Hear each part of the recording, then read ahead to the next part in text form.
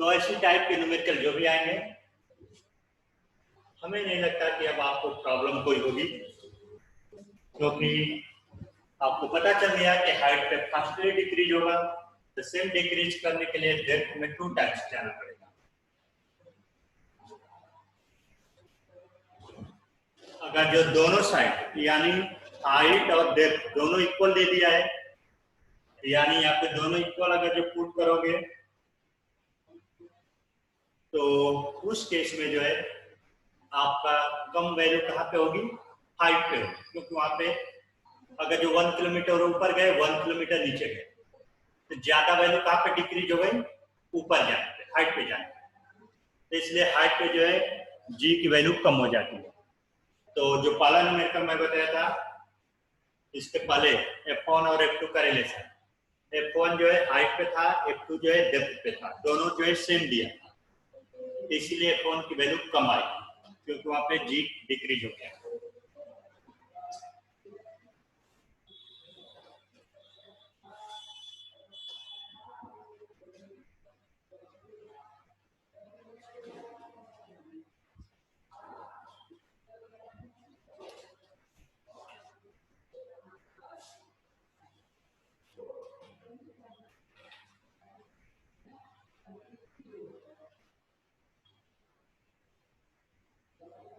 Okay 13 देखो 13,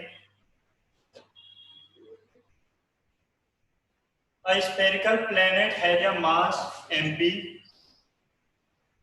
A spherical planet has a mass mp and diameter dp.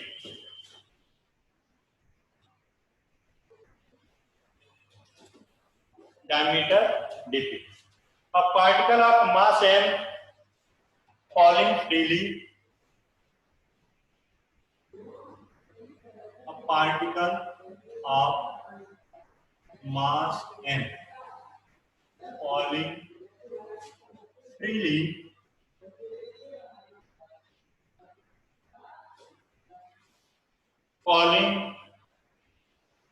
freely near the surface of this planet.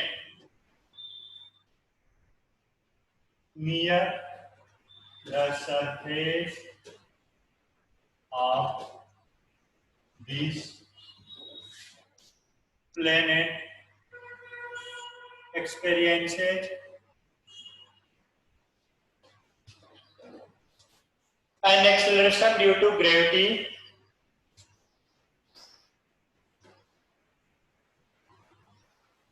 Acceleration due to gravity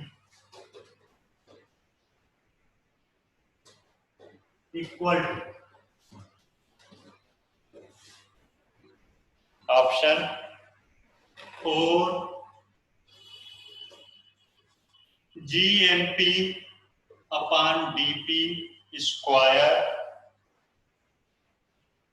B GMP m upon dP square, C GMP upon dP square, D 4 GMP m upon dP square. Okay ये numerical है हमारे सामने। Acceleration due to gravity की बात करें तो अर्थ के लिए हम बार बार, अर्थ के लिए मैंने नोट करा था G M E upon R E का स्क्वायर, ये अर्थ के लिए है। ये फार्मूला किसी भी प्लेनेट के लिए वैलिड होता है, बस मास जो इस प्लेनेट का हो जाएगा, रेडियस इस प्लेनेट का हो जाएगा। जब मैंने प्रूफ किया था तो आपको बार बार ये पॉइंट पे मैंने जोर दिया था ये फार्मूला किसी भी प्लेनेट के लिए वैलिड रहेगा।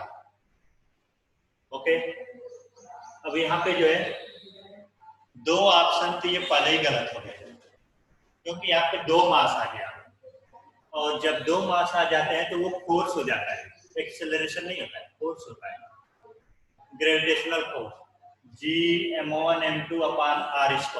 ये किसका फार्मूला बनता है? Gravitational force. तो ये 2 तो होंगे नहीं।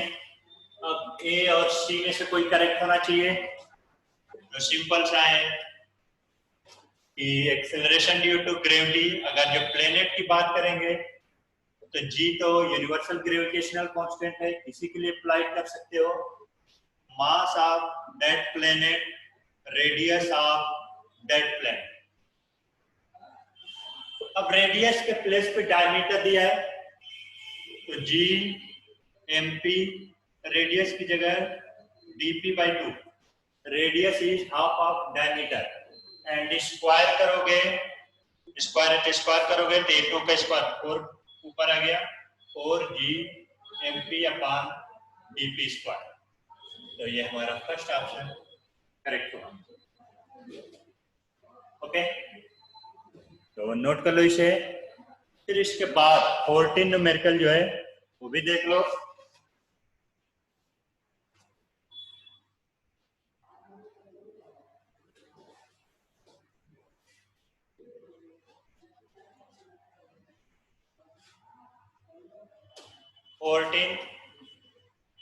A mass m is at a distance x. A mass m is at a distance x from one end of a uniform rod of length m and mass m. Distance x from one end of a rod of length L and mass capital M. The gravitational force on the mass due to the rod is, the gravitational force on the mass due to the rod is option G(m)(m) upon L plus x का square, G(m)(m) upon x in bracket L plus x, C G(m)(m) upon x square, B G(m)(m) upon L/2 plus x का whole square. बहुत ही एक conceptual numerical है। Diagram भी दिया है आपको, rod दिया है, रॉड से डिस्टेंस x दिया है, यानी डायग्राम कुछ ऐसे दिया है। ये एक रॉड है,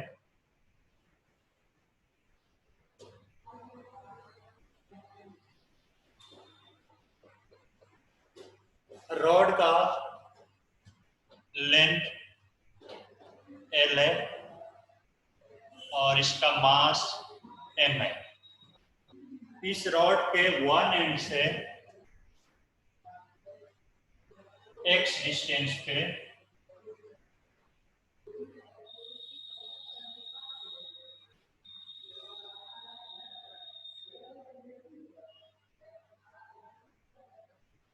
एक दूसरा मास स्मॉल है, और उस मास पे रॉड कितना फोर्स देगा ये हमें फाइंड करना है। तो ग्रेविटेशन में मैं बता रखा हूँ कि एक बॉडी जो है दूसरे बॉडी को ऑलवेज अट्रैक्ट करती है, अट्रैक्टिव फोर्स देती है।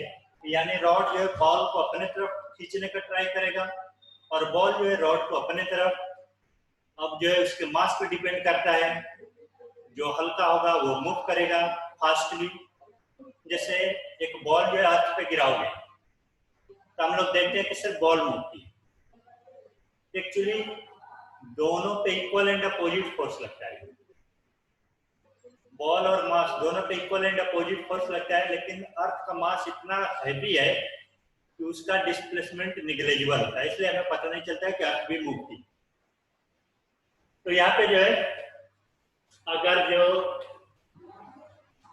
हम बात करें कि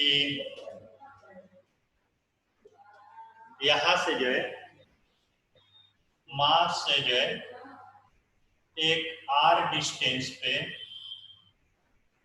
हमने एलिमेंटल स्ट्रिप ले लिया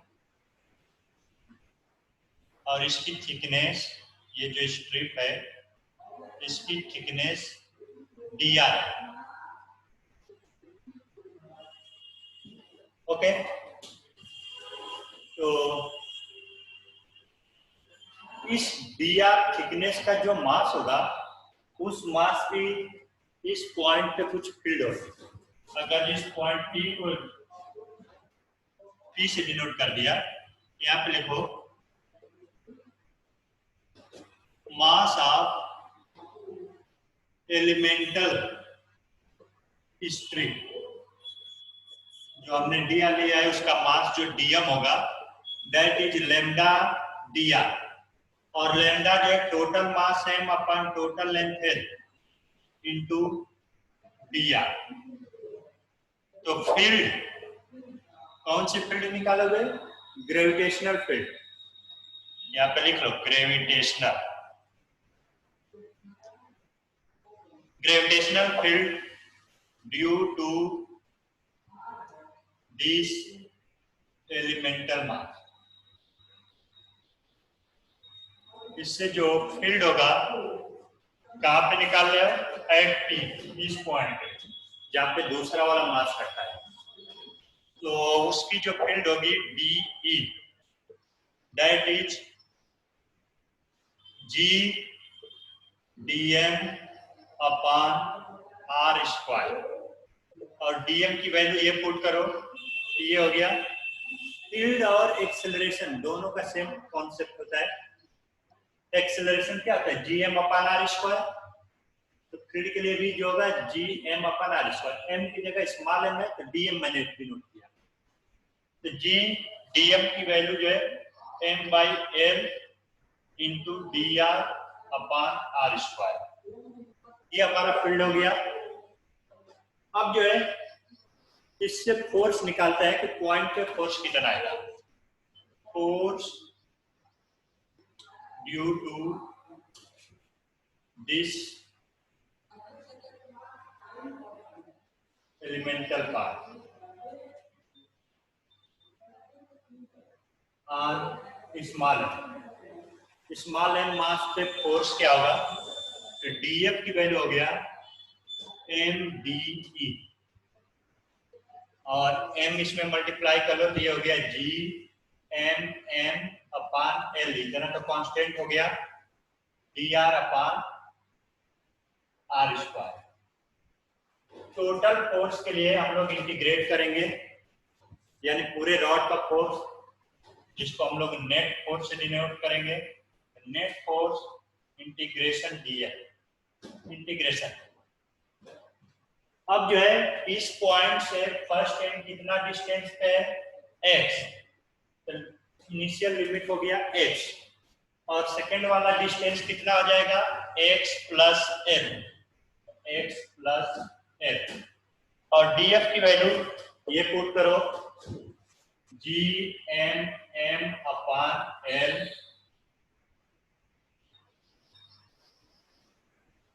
dr upon r square. gmm upon l, 1 upon r का इंटीग्रेशन, 1 अपॉन r स्क्वायर का इंटीग्रेशन क्या था? -1/r। यहाँ पे हो गया -1/r limit x to x plus h। और ये पुट करने के बाद मुझे लगता है कि ये ऑप्शन आएगा, एक बार चेक कर लो। यही आएगा, देख लो, Gm/n/n।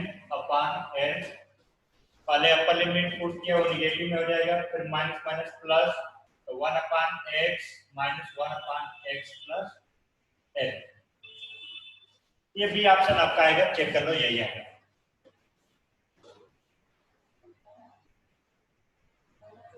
ऐसे टाइप के न्यूमेरिकल जो है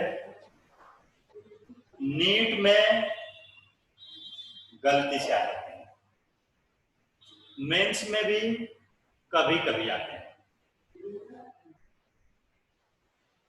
एडवांस टाइप में पूछता है ऐसे में, और ज्यादातर जो है ये मत सोचो कि नीट में बिल्कुल ही नहीं आता है, आ जाता है। जो मैंने बोला था कि 45 क्वेश्चन में से 5 क्वेश्चन से 8 क्वेश्चन 9 क्वेश्चन जो थोड़े टफ आते हैं वो ऐसे ही टाइम में आ जाते हैं, क्योंकि मेंस में जो है जनरली ऐसा आ जाता है कभी कभी। तो जब मेंस में आ जाएगा तो कभी कभी नीट में क्या करता है कि मेंस के न्यूमेरिकल, प्रीवियस ईयर के जो मेंस के न्यूमेरिकल है उसी को उठा कर रख देता है। तो बहुत सारे न्यूमेरिकल काफी रहते हैं, इसलिए जो है ये सॉल्व करने का प्रोसेस आपको पता होना चाहिए।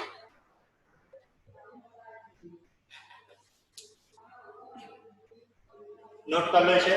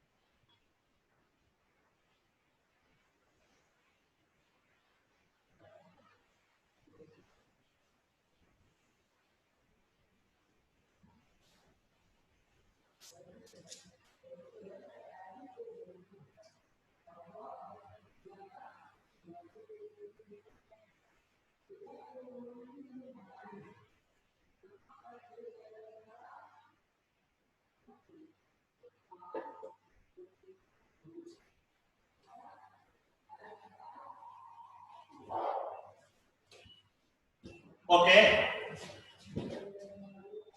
जो न्यूमेरिकल मैंने बताया है उसमें कहीं नहीं समझ में आया होगा तो आप आफ्टरनून यानी 4 PM के बाद जो सेकंड शिफ्ट हमारा होता है, किसी भी फैकल्टी से आप फोन करकर जो रिस्पेक्टेड फैकल्टी है उससे उसका डाउट क्लियर कर सकते हैं।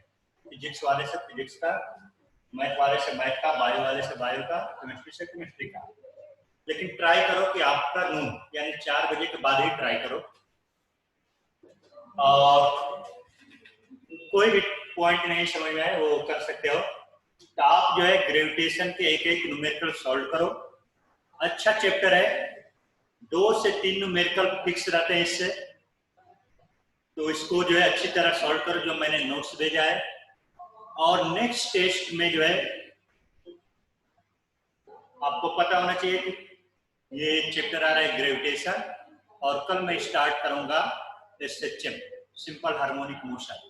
सिंपल हार्मोनिक मोशन खत्म करने के बाद मैं 12th का टॉपिक स्टार्ट करूंगा इलेक्ट्रोस्टैटिक्स, और उसके बाद पूरा 12th पहले कवर करूंगा, फिर उसके बाद जो 11th के जो बचे हैं उस पर आएंगे, और फिर उसके बाद जो जिनका छूट गया उनको रिवाइज करेंगे। ओके, तो आज के लिए इतना ही है। नोट कर लो। ये वीडियो मैं भेज भी दूंगा।